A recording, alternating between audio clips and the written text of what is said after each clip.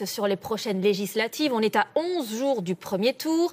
Les candidats de La République En Marche peuvent-ils se retrouver en difficulté? Pour le moment, ce qui est certain, c'est qu'ils rebattent les cartes sur le terrain et ils inquiètent plusieurs sortants socialistes. Illustration dans la 8e circonscription à Paris avec Margot Manière et Sylvain Giaume.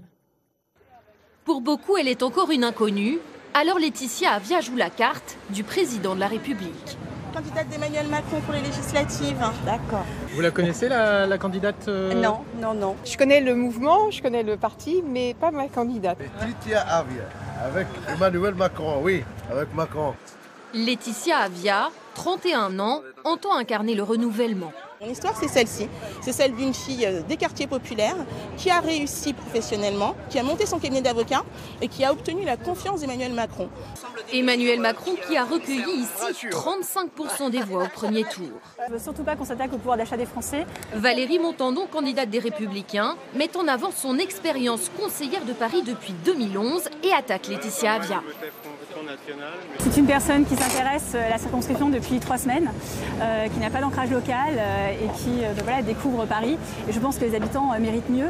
Les Parisiens méritent d'avoir des personnes qui connaissent leurs problématiques et qui puissent après justement défendre des lois et des amendements qui aillent dans le sens de leurs préoccupations. Je suis de gauche. Je le dis, je l'assume, je le mets sur mes affiches. Sandrine Mastier, députée socialiste depuis 2007, est menacée. Dans cette circonscription, Benoît Hamon n'a recueilli que 11% des voix, alors la candidate cherche à se différencier. Certains veulent effacer le clivage droite-gauche, dire que ça n'existe pas, qu'il est dépassé. Moi, je crois à l'extrême actualité du clivage droite-gauche.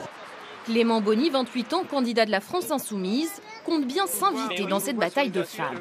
Nous, l'enjeu, c'est de faire la surprise pour les élections législatives. On est arrivé en 2e position dans la circonscription. Donc on peut faire véritablement une belle surprise. Dans cette 8e circonscription de Paris, au total, 17 personnes se présentent.